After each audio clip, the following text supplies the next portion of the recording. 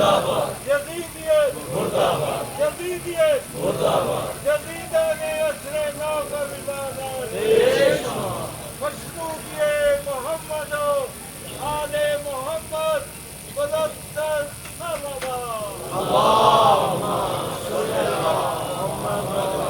رحم اللہ من قرأ الفاتحہ بسم اللہ الرحمن الرحیم الحمد للہ رب العالمین الرحمن الرحیم مالک یوم الدین ایاک نعبد و ایاک نستعین اهدنا الصراط المستقیم صراط الذین انعمت علیہم غیر المغضوب علیہم ولا الضالین صل علی محمد و آل محمد۔ جن ظالموں نے ظلم کیا اہل بیت پر، کہہ خدا سے ان کو بچایا نہ جائے گا۔ واجب ہوئی ہے ہم پہ عزاداری حسین، واجب ہوئی ہے ہم پہ عزاداری حسین، بھوکوں سے یہ شراب بجایا نہ جائے گا۔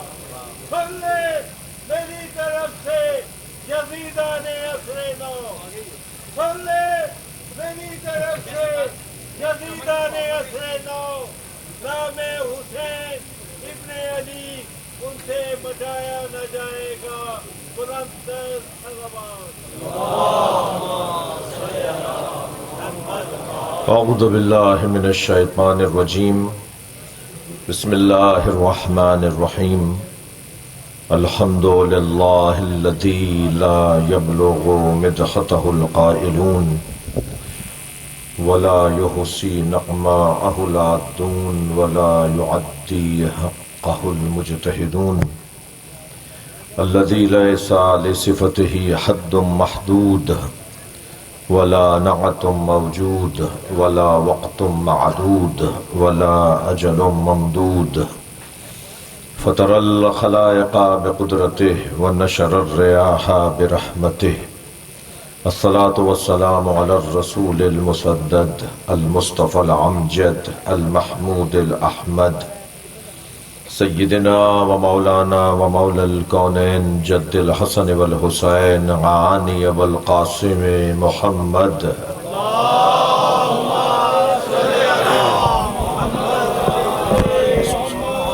وآله الطيبين الطاهرين المعصومين الذين قال الله إنما يريد الله ليذهب عنكم الرجس أهل البيت ويطهركم تطهيرا اللهم صل على محمد وعلى محمد ولعنة الله على أعدائهم أجمعين من يوم عداوتهم إلى قيام يوم الدين أما بعد قال الحكيم في قرآن الكريم بسم الله الرحمن الرحيم ولسوف يعطيك ربك فترضاه صلوات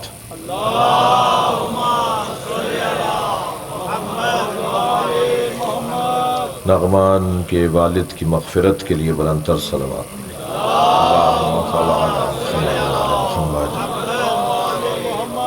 ان کی والدہ کی صحت کے لیے بلندتر صلوات اللہم صل علی محمد مبارز نقوی ایک بچہ بیمار ہے اس کی شفا کے لیے بلندتر صلوات اللہم صل علی محمد وعلی محمد آپ سب کی دعاؤں کی قبولیت کے لیے بلند اللہم صل علی محمد وعلی محمد سورہ مبارکہ والضحیٰ کی چوتھی آیت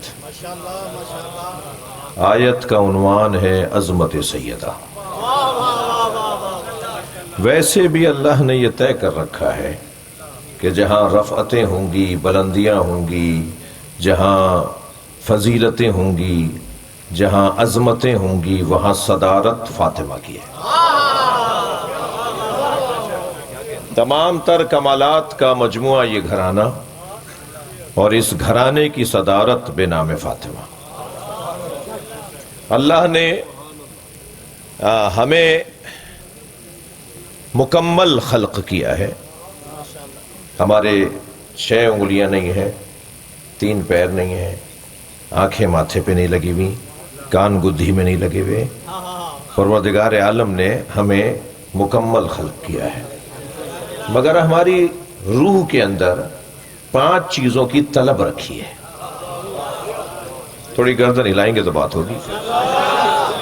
ہماری روح کے اندر اللہ نے 5 چیزوں کی طلب، لفظوں کو اور بدلتا ہوں، 5 چیزوں کی پیاس رکھی ہے، 5 چیزوں کی بھوک رکھی ہے.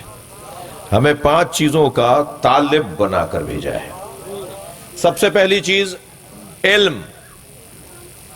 واللہ اخرجکم من بطون امہاتکم لا تعلمون شیئا.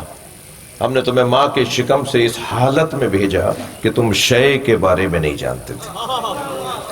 ہم بالکل کورے چٹے بھیجے گئے. ہم کوئی پیدائشی ڈاکٹر نہیں ہے، ہم میں سے کوئی پیدائشی انجینئر نہیں ہے، ہم میں سے کوئی پیدائشی عالم نہیں ہے.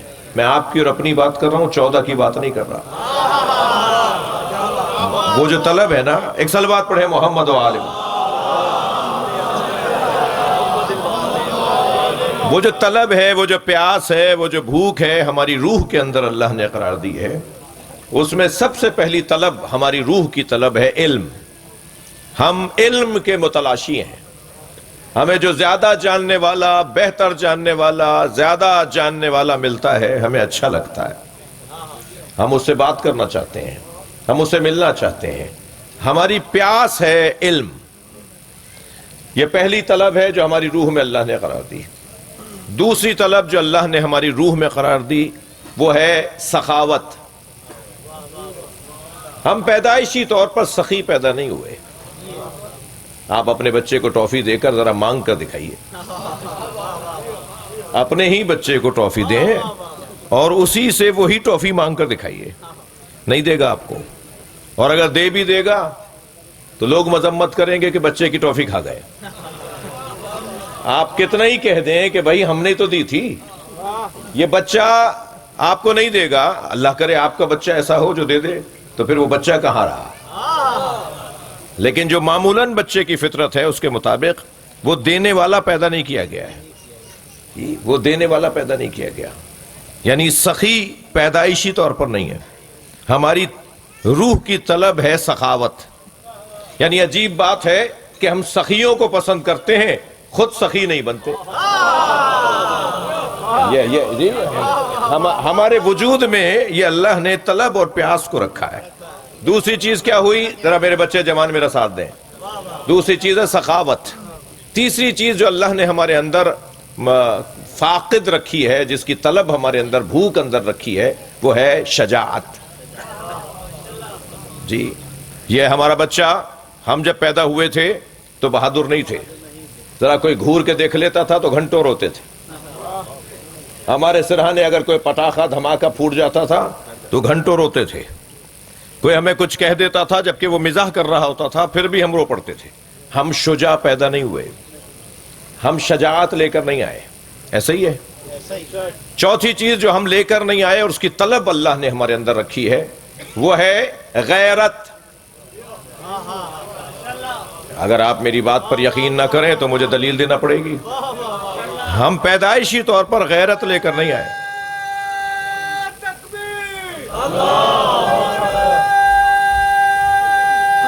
ماشاء اللہ.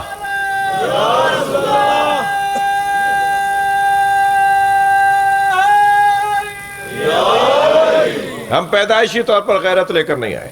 جس کی دلیل دے دوں آپ کو. جی پڑوس کی بچی خالہ سے مانگنے آتی تھی، آپ کا بچہ بڑا پیارا ہے، میں کھلانے لے جاؤں.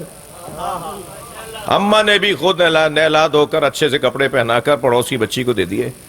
1 گھنٹے بعد اماں کو یاد آیا کہ میرا بچہ پڑوس میں گیا تھا. ڈھونڈنے جو گئی تو چوتھے گھر سے نکلا. وہ ادھر سے وہ لے گئی، ادھر سے وہ لے گئی. یہ جس کی جو چاہے سے گود میں لے لے تو غیرت مند کہاں ہے؟ توجہ کر رہے ہیں آپ؟ تھوڑا گردن ہلا دو بھائی. مجھے اندازہ ہے بہت دیر سے بیٹھے ہیں آپ، مجھے آپ کا احساس ہے آپ بہت دیر سے عبادت میں. مگر تھوڑی گردن، اگر بولے نہیں تو گردن ضرور ہلائیں. کیونکہ میں ایک جگہ مجلس پڑھنے گیا، ایک صاحب بڑے غور سے مجھے دیکھ رہے تھے. نقوی صاحب، میں نے کہا صاحب ان سے زیادہ تو کوئی سمجھدار ہی نہیں ہے. برابر والے کی کوہنی لگی تو گر پڑے. میں نے بعد میں پوچھا جی ماجرا کیا ہے؟ کہنے لگے آنکھیں کھول کے سو جاتے ہیں. تو خدا کے لیے گردن ہلائیے گا. صلوات پڑھیں ذرا نبی کے ذات. یہ جو تیسرے چوتھے گھر سے جو چاہے گود میں لے لے. ناراض تو نہیں ہو رہے نا؟ تو ایک جملہ کہہ دوں، اگر بچہ کسی کی بھی چاہے گود میں چلا جائے، کوئی بھی کسی بچے کو لے لے، تو وہ بچہ غیرت مند نہیں ہے اگر پورا ملک کسی اور کی گود میں پل رہا ہو۔ تو غیرت کہاں ہے بھائی؟ صلوات پڑھ لیں محمد و آل محمد۔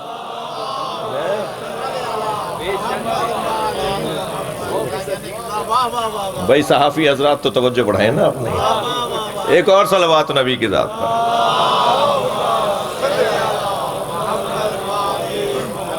تو غیرت کی طلب ہے ہمارے اندر، غیرت کی پیاس ہے ہمارے اندر، ہم غیرت کو پسند کرتے ہیں۔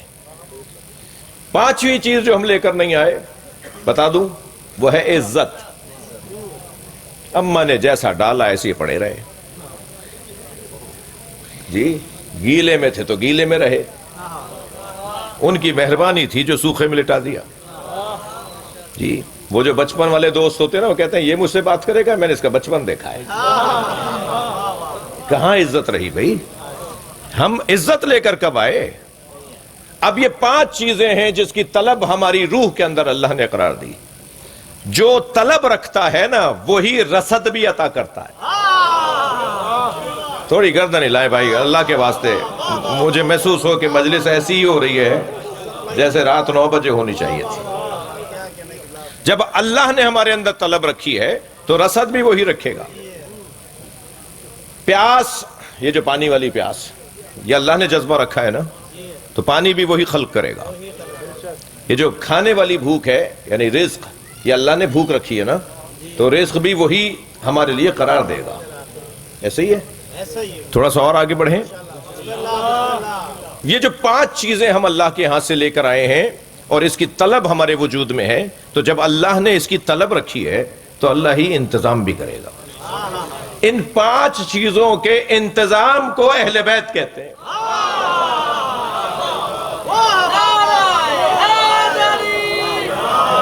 صلوات پڑھ لیں محمد و آل محمد۔ بڑی عنایت آپ کی توجہات کا ممنون ہو۔ ان پانچ چیزوں کی طلب کو، ان پانچ چیزوں کی کہ سکون کو، تسکین کو اہل بیت کہتے ہیں۔ ہم سب دنیا میں لا تعلمون شیئا، قرآن نے کہا ہے بھائی، قرآن سے ہٹ کے تو بات نہیں ہوگی نا۔ ہم سب دنیا میں لا تعلمون شیئا کی کیفیت میں آئے ہیں۔ جب ہم دنیا میں علم لے کر نہیں آئے، ذرہ برابر نہیں جانتے تھے، تو کوئی ہونا چاہیے جو وہاں سے پڑھ کر آیا ہو، جو وہاں سے پڑھ کر آیا ہو۔ اگر وہ بھی ایسا ہی ہو کہ وہ جیسے ہم، تو پھر ہمارے لیے نمونہ عمل کیوں، ہمارے لیے رہنما کیوں، ہمارے لیے پیشوا کیوں؟ اب جسے ہم اپنا بڑا مانیں گے یعنی یہ گھرانہ، یہ وہاں سے پڑھ کر آئے گا۔ ممکن ہے کسی خشک آدمی کو میری بات سمجھ میں نہ آئے بھائی، میں آپ کے توسط سے کسی کو کہہ رہا ہوں، آپ اپنے اوپر نہیں لیجیے، آپ تو ہیں ہی نہیں نا، آپ تو بیٹھے ہیں نا۔ تو یہ کیونکہ ویڈیو بن رہی ہے اور مخبرین ماشاءاللہ کافی ہیں،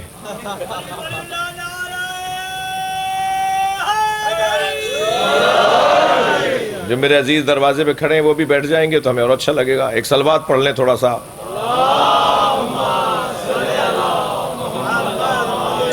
اس سے بلند صلوات پڑھ لیں۔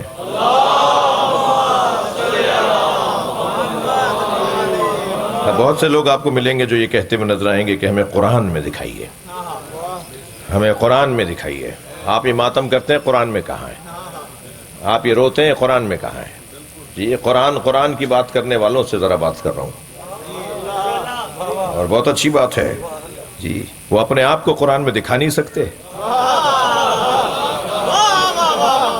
اور بہت ساری چیزیں قرآن میں دیکھنا چاہتے ہیں، مگر بہرحال ان سے مجھے ہمدردی ہے۔ ایک صلوات پڑھیں محمد و تو وہ جو کہتے ہیں نا جی قرآن میں دکھائیے، آپ کہہ رہے ہیں یہ وہاں سے پڑھ کر آئے، قرآن میں دکھائیے۔ تو سورہ رحمان، الرحمن علم القرآن خلق الانسان، رحمان وہ ہے جس نے قرآن پڑھایا ہے اور انسان کو خلق کیا ہے۔ یہ کون سا انسان ہے جو خلق ہونے سے پہلے پڑھ چکا تھا؟ وہ کون سا انسان ہے جو ابھی دنیا میں نہیں آیا تھا کہ وہ عالم تھا، جس کا وجود علم کے ساتھ بنایا گیا ہے؟ علم اور وہ دو نہیں ہے، وہ اور علم ایک ہی وجود ہے. میں تو نبی سرکار نبی مکرم کی بات کر رہا ہوں نا. یہاں تو نبی کی گود میں بیٹھنے والا حسین دنیا میں آنے سے پہلے قرآن پڑھ چکا تھا.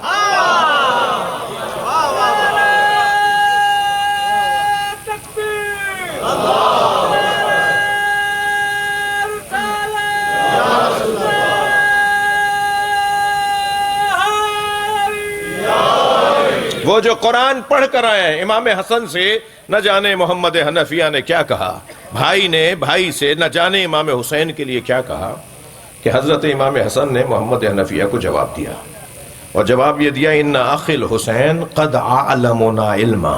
امام حسن امام حسین کے فضائل پڑھ رہے ہیں. امام حسن مجتبی امام حسین علیہ السلام کے فضائل پڑھ رہے ہیں. جان لو میرے بھائی، میرا بھائی، ہمارا بھائی حسین ہم سب سے بڑا عالم ہے. کہنے والا کون ہے؟ جو خود حسین کا بھی امام ہے. یعنی امام حسن مجتبی فرما رہے ہیں ان عاقل حسین قد علمنا علما. میرا بھائی حسین، ہمارا بھائی حسین ہم سب سے بڑا عالم ہے. وَأَسْقَلُنَا حِلْمًا، اور میرا بھائی حسین حلم اور بردباری میں ہم سب سے زیادہ ثقیل ہے، سب سے زیادہ سنگین ہے. ہمارا بھائی سب سے زیادہ حلیم اور بردبار ہے. وَأَقْرَبُنَا مِن رَسُولِ اللَّهِ رَحِمًا. امام حسن فرما رہے ہیں میرا بھائی حسین رسول اللہ کی نسبت ہم سب سے زیادہ قربت رکھتا ہے. ہمیں اگر نبی سے کچھ کہنا ہوتا ہے تو ہم حسین سے کہتے ہیں. یہ تیسرا جملہ. اور جس دو جملوں کی خاطر میں نے آپ کو 3 فضائل اور مولا کے سنائے، امام حسن فرماتے ہیں کانا یقرأ الوحی. تھکے ہوئے تو نہیں نا؟ سننا چاہ رہے ہیں یا نہیں؟ امام فرما رہے کانا یقرأ الوحی قبل ان ینطق. حسین نے قرآن نازل ہونے سے پہلے قرآن پڑھ لیا تھا.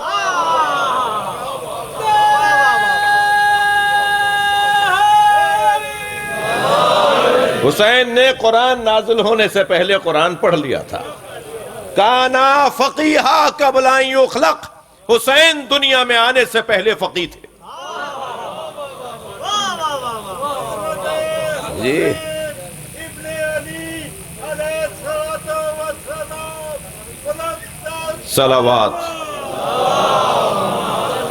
توجہ کر لیا آپ نے؟ یہ گھرانہ، یہ خانوادہ، یہ وہاں سے علم لے کر آتا ہے، یہ وہاں سے پڑھ کر آتے ہیں. تو جو وہاں سے پڑھ کر آتا ہے وہی ان پڑھوں کو تسکین دے گا. تو دوسرا عنوان ہے سخاوت. ایک بچہ کہنے لگا مولانا سخاوت کسے کہتے ہیں؟ تو بڑی مشکل ہے ہمارے ماحول کے اندر کہ جس سے پوچھا جا رہا ہوتا ہے اس کے بولنے سے پہلے ہی کوئی اور جواب عنایت فرما دیتا ہے. تو اب یہ پوچھ رہا تھا کہ مولانا سخاوت کسے کہتے ہیں، تو برابر میں ایک صاحب کھڑے تھے کہ سخاوت بیٹا پیسہ خرچ کرنے کو کہتے ہیں. تو وہ جو آدھا عالم ہوتا ہے نا وہ کہیں نہ کہیں بند گلی میں آ جاتا ہے. تو جیسے اس نے کہا نا کہ سخاوت پیسے کو خرچ کرنے کو کہتے ہیں، تو بچے نے فوراً سوال کر لیا پیسہ ہی نہ ہو تو پھر ہم سخی بھی نہیں ہیں.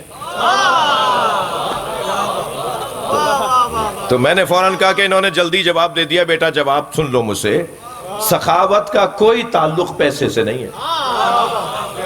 پیسہ ہوتا تو دیتے نہیں، تم دینے والے ہوتے تو پیسہ ہوتا.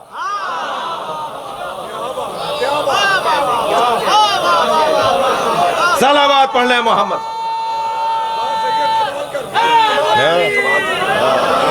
تم پیسے تم دینے والے بنو تو تمہیں اللہ پیسہ عطا کرے. سخاوت کا کوئی تعلق پیسے سے نہیں ہے.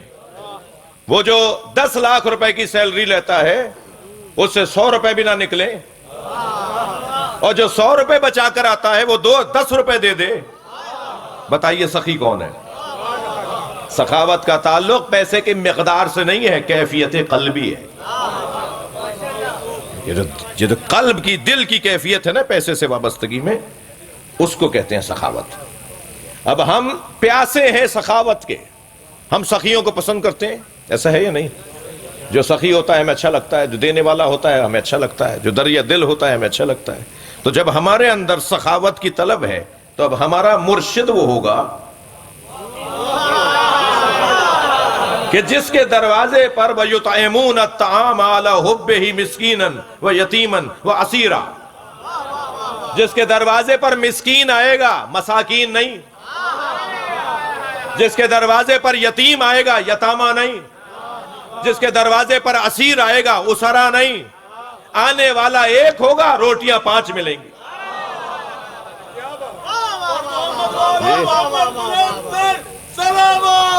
اللہم صلی علی، غور کر لیا جی؟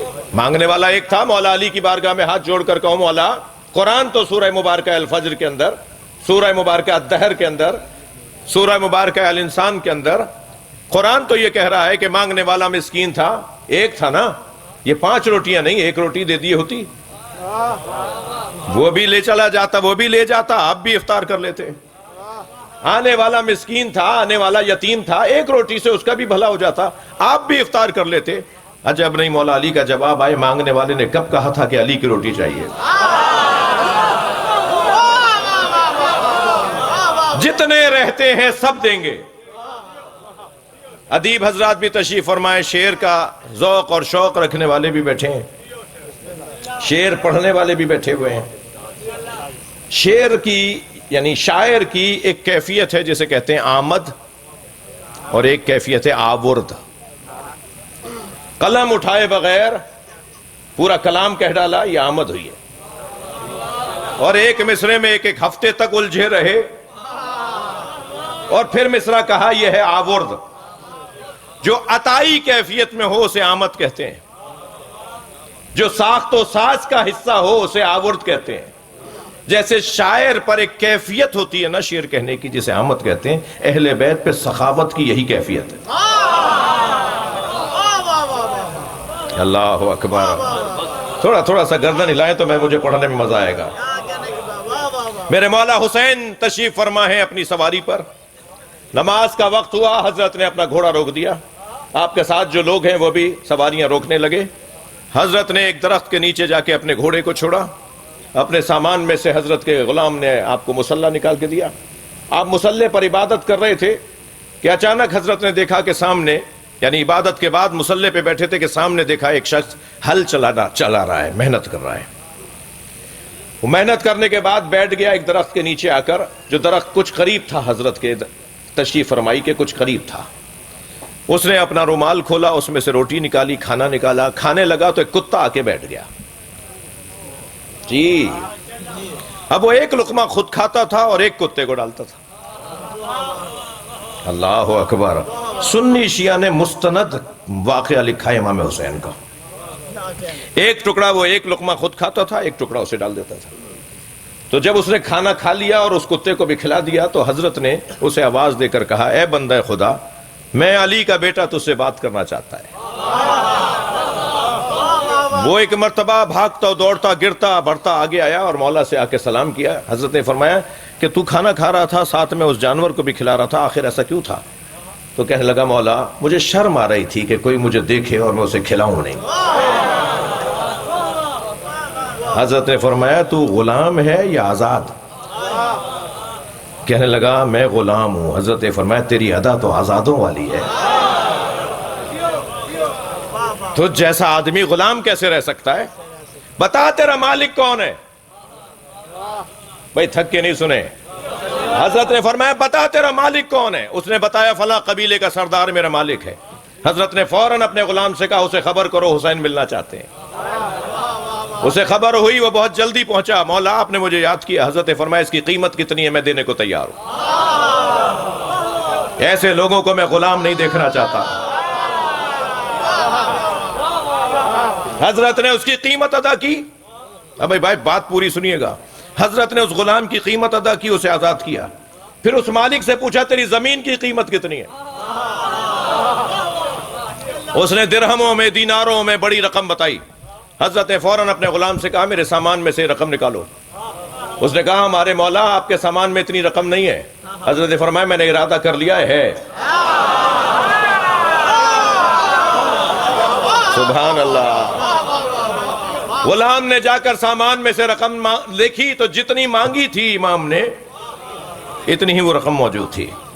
اس نے حضرت کو وہ رقم دی۔ حضرت نے اس زمین کے مالک کو رقم دی، اسے حوالہ لکھوایا۔ جب وہ لکھنے لگا نا کہ مولا کس کے نام زمین لکھوں، حضرت نے فرمایا اس غلام کے نام جسے میں نے آزاد کر دیا۔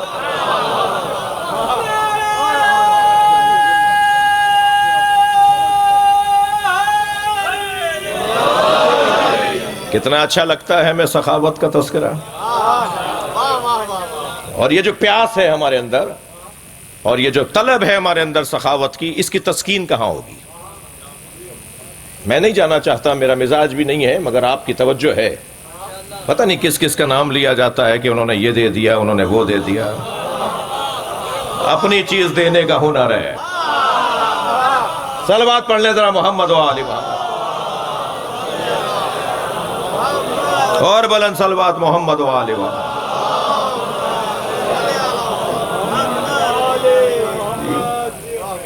بات روشن ہے۔ تیسری کیفیت ہے شجاعت۔ ایسا ہی ہے، شجاعت کی ہمیں طلب ہے۔ ہم بہادروں کو پسند کرتے ہیں، ہم شجاعوں کو پسند کرتے ہیں، دبنے اور ڈرنے والوں کو ہم اچھا نہیں سمجھتے، رعب اور جلال کے ساتھ رہنے والوں کو ہم پسند کرتے ہیں، ہمت اور حوصلے والوں کو ہم اچھا سمجھتے ہیں۔ ہماری طبیعت کے اندر ہے، ہم شجاعت پسند لوگ ہیں۔ شجاعت کہتے کسے ہیں؟ آستینوں کے لوٹ لینے کو شجاعت نہیں کہتے، بھوسے تیار کر لینے کو شجاعت نہیں کہتے، کسی کو مکہ مار دیا بڑے شجاع ہیں، ایسا نہیں ہے۔ توجہ چاہوں گا عزیزان گرامی، اگر شجاعت یعنی زور بازو کے ساتھ علم نہ ہو، جملے کو محسوس کیجئے گا، اگر زور بازو کے ساتھ علم نہ ہو تو وہ شجاعت نہیں ہے، دہشت گردی ہے۔ یہ دہشت گردی اور ہے، شجاعت اور ہے۔ شجاعت کسے کہتے ہیں؟ شجاعت کسے کہتے ہیں؟ مجھے استاد سبط جعفر کے دو مصرے یاد آ گئے۔ شہید استاد سبط جعفر نے شجاعت کی تعریف کی ہے۔ وہ کہتے ہیں کبھی رسی گلے میں ہے، کبھی خیبر ہے ہاتھوں پر۔ تھوڑی بات کریں میرے ساتھ بھائی۔ کبھی رسی گلے میں ہے، کبھی خیبر ہے ہاتھوں پر، جہاں جیسی ضرورت تھی وہاں ویسی شجاعت۔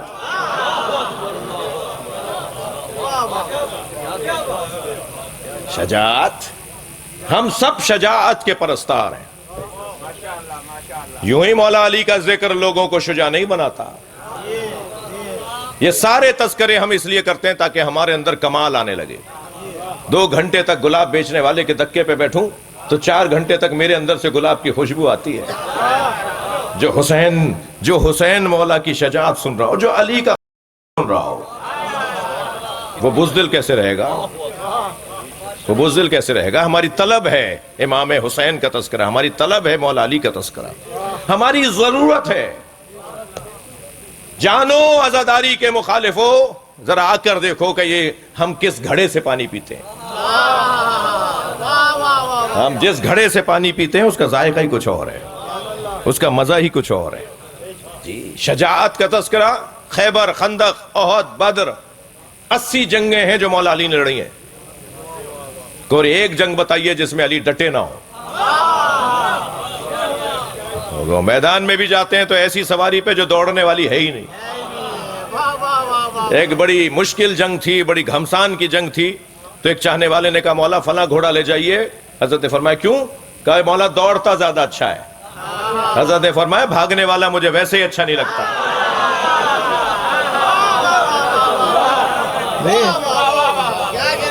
شجاعت،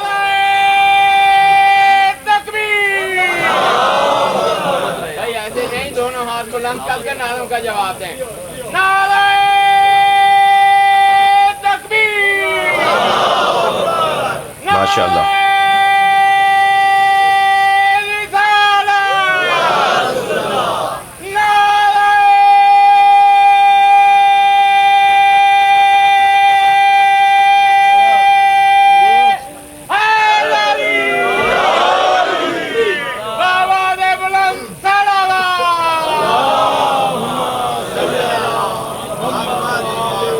الحمدللہ الحمدللہ۔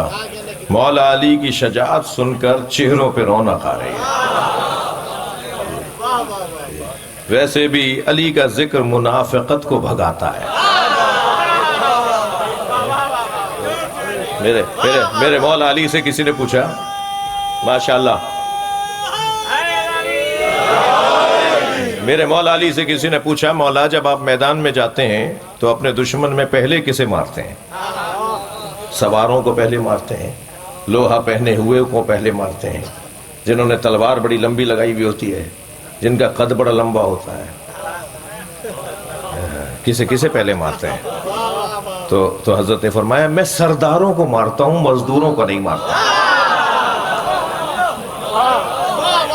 میں خون کم بہاتا ہوں۔ بڑے بڑے لوگوں کو مار دو، چھوٹے خود بھاگ جائیں گے۔ ایسا فارمولہ دیا علی نے۔ بعض لوگ چھوٹی چھوٹی چیزوں میں الجھے ہوئے ہوتے ہیں، وقت ضائع کر رہے ہوتے ہیں۔ چھوٹی چیزوں میں نہیں الجھو، بڑا بڑا کام کرو، چھوٹے خود حل ہو جائیں گے۔ یہ علی مولا کا دیا ہوا نسخہ ہے۔ دل کر رہا ہے میرا تھوڑا سا اور میدان میں رک جاؤں۔ مولا علی جو تلوار چلاتے تھے نا، ذوالفقار، جی ذوالفقار، یہ جو آسمان سے لوہا نازل ہوا ہے جس میں منافع للناس، جس میں لوگوں کے لیے بڑے فائدے ہیں، وہ آسمان سے جو لوہا نازل ہوا ہے نا اسے ذوالفقار کہتے ہیں۔ ذوالفقار مولا علی کی، جب مولا کہتے تھے نا کہ لمبی ہو جائے تو وہ لمبی ہو جاتی تھی، مولا فرماتے چھوٹی ہو جائے تو چھوٹی۔ اب بندہ ہی قریب کھڑا ہوا ہے تو لمبی کیوں چلے؟ یا بندہ دور ہے تو لمبی ہونا اس کو ضروری ہے۔ تو دونوں طرف اس کی کاٹ ہوتی تھی، اور چلتے چلتے مولا سے باتیں بھی کرتی تھی، اور مولا سے باتیں کرتی تھی، مولا اس کی نسل میں مومن آنے والا ہے۔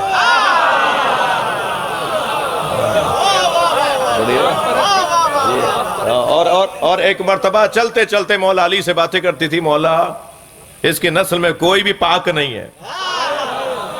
اور جب مولا اسے لے جا کے گھر رکھ دیتے تھے تو جناب زہرا کو گزارش جنگ سناتی تھی۔ ہاں، جناب زہرا کو گزارش جنگ سناتی تھی، بتاتی تھی کہ آج علی نے کیسے کتنے مارے۔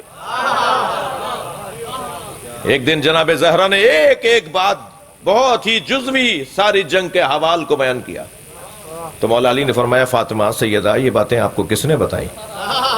ذرا جگر تھام کے سنیے گا۔ مولا نے فرمایا سیدہ یہ باتیں آپ کو کس نے بتائیں؟ فرمایا میرے بھائی نے۔ فرمایا میرے بھائی نے۔ حضرت نے فرمایا آپ کا بھائی کون ہے؟ کہا ذوالفقار۔ روایت کتاب میں نہ ہو، میں تو ویسے ہی طالب علم ہوں بھائی، طالب علم پڑھ کر پڑھتا ہے۔ العبقری الحسان آیت اللہ علی اکبر النہوندی کی 10 جلدی کتاب جو امام زمانہ پر انہوں نے لکھی ہے، اس کی پوری ایک جلد وہ ہے کہ جس میں ان تبرکات کا ذکر ہے جو امام زمانہ لے کر آئیں گے،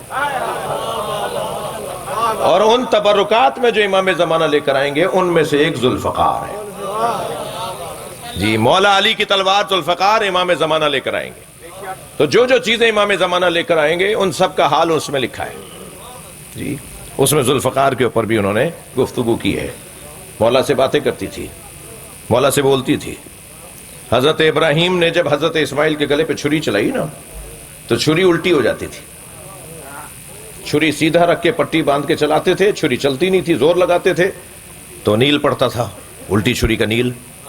تو پھر جب آپ پٹی کھول کے دیکھتے تھے یہ چلی کیوں نہیں، یہ تو بہت تیز ہے کہ ایک اشارے پہ گلا کٹے، مگر وہ گلا کاٹتی ہی نہیں تھی۔ تو حضرت ابراہیم نے اسے اٹھا کے کہا میں تجھے سیدھا رکھتا ہوں تو الٹی کیوں جاتی ہے؟ مجال ہے کوئی نبی کسی سے بات کرے اور جواب نہ دے۔ تو جیسے ہی حضرت ابراہیم نے فرمایا میں تجھے سیدھا رکھتا ہوں تو الٹی کیوں جاتی ہے، تو چھری بولی الخلیل امرنی والجلیل نہانی، خلیل مجھے امر کرتا ہے، جلیل روک دیتا ہے، جلیل مجھے روک دیتا ہے۔ تو اب حضرت ابراہیم کی چھری حضرت ابراہیم سے بول رہی ہے، مسلمان کے حلق سے اتر گیا۔ لیکن جب میں کہہ رہا ہوں کہ ذوالفقار علی سے بولتی تھی تو کہہ رہے ہیں یہ غلو ہو رہا ہے، یہ مولانا کہاں سے لے آئے؟ تو اسے بتا رہا ہوں کہ کہاں سے لے کر آئے ہو۔ کتاب کا نام ہے العبقری الحسان، علامہ علی اکبر نہوندی۔ میں نے ایک صاحب نے جب مجھ سے مجلس کے بعد کہا، انجمن الذوالفقار حیدری کراچی کی نقی صاحب ایس ایم نقی صاحب کی جو ماتمی انجمن ہے ان کی شب بیداری میں خطاب میں پورا ذوالفقار پہ خطاب کیا تھا، وہ کیونکہ انجمن کا نام الذوالفقار ہے۔ تو ایک صاحب ملے مجلس کے بعد کہنے لگے مولانا کیا باتیں کر رہے تھے آپ، کبھی لوہا بھی بولتا ہے؟ تو میں نے اسے دیکھ کر کہا بھائی تیرا قصور نہیں ہے، جس ماحول میں انسان انسان کی بولی نہ سمجھے، اس ماحول میں تجھے ذوالفقار کی بولی کہاں سمجھ میں آئے گی؟ صلوات پڑھ لیں محمد و آل محمد۔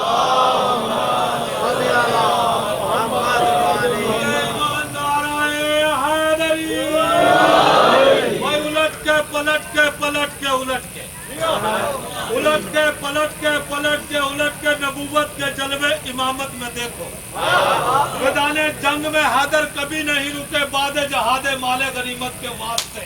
اونچا بول کے پنجہ کھول کے بولو بولو سفیلان کے اندر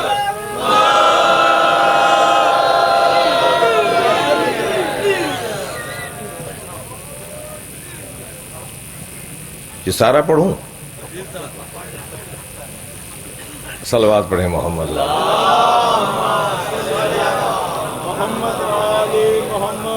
انہوں نے بہت ساری یادداشتیں لکھی ہوئی ہیں، مگر شاید یہاں والا ہے میرا ایک لائن۔ عرض کرتا ہوں، یہ بات بیچ بیچ میں لاؤں گا بات کو۔ نہ بھرتی کا آدمی اچھا لگتا ہے۔ صلوات پڑھیں ذرا محمد۔ اس سے بلند صلوات محمد و آل محمد۔ آپ اس سے بلند پڑھ سکتے ہیں۔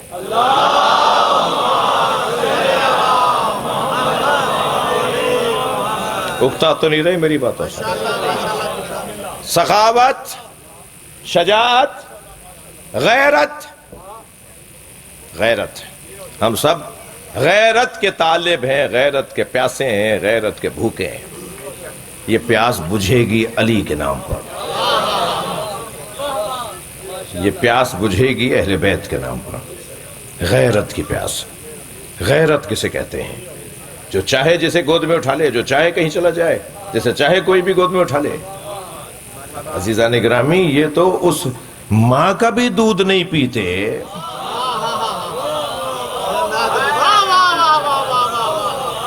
جس کے دودھ پینے سے غیرت پر سوال آ جائے۔ یہ غیرت مندوں کا گھرانہ۔ عزت، میں نے مختصر کیا عزت۔ عزت کہتے کیسے ہیں؟ میرے بچوں جوانوں، آپ سے بات کرو۔ عزت کسے کہتے ہیں؟ عزت کی تعریف میں ایک مختصر سی تعریف کرنا چاہوں گا۔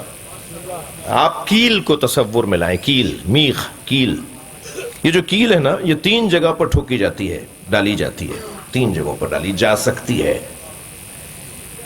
اور جہاں ان تینوں جگہوں میں مقابلہ زیادہ کرتی ہے نا یہ کیل کا مقابلہ سامنے والا جتنی دیر تک کرتا رہتا ہے، اتنی دیر تک وہ عزت مند ہے۔ اس لیے کہ وہ غیر کو جگہ بنانے میں دیر کر رہا ہے۔ غیر کو جگہ بنانے میں جو مقابلہ زیادہ سے زیادہ کرے، اتنا ہی وہ عزت والا ہے۔ آپ اس کیل کو دیوار میں تصور کریں، آپ کو 8-10 دفعہ 5-6 دفعہ جیسی دیوار مضبوط ہوگی، اتنی ہتھوڑیاں لگانی پڑیں گی، تب جا کے دیوار غیر کو جگہ بنانے دے گی۔ اور جب جگہ بنانے دے دے گی، عزت ختم۔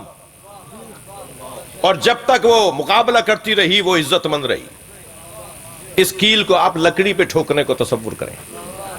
وہ جو آپ نے 6 ضربتوں میں کیل کو دیوار میں ڈالا، شاید لکڑی پر 3 ضربتوں میں وہ لکڑی میں چلی جائے، تو دیوار زیادہ عزت والی ہے، لکڑی اس کی نسبت کم عزت والی ہے۔ مگر یہ کیل ایک اور جگہ پر بھی ٹھوکنے کا تصور ہو سکتا ہے، اور وہ ہے پتھر۔ مگر جب پتھر پر کیل رکھ کر آپ ٹھوکیں گے تو پتھر ٹوٹ کر بتائے گا، مر جاؤں گا، غیر کو جگہ نہیں بنانا۔ اس کیفیت کو عزت کہتے ہیں۔ یہ ہے عزت۔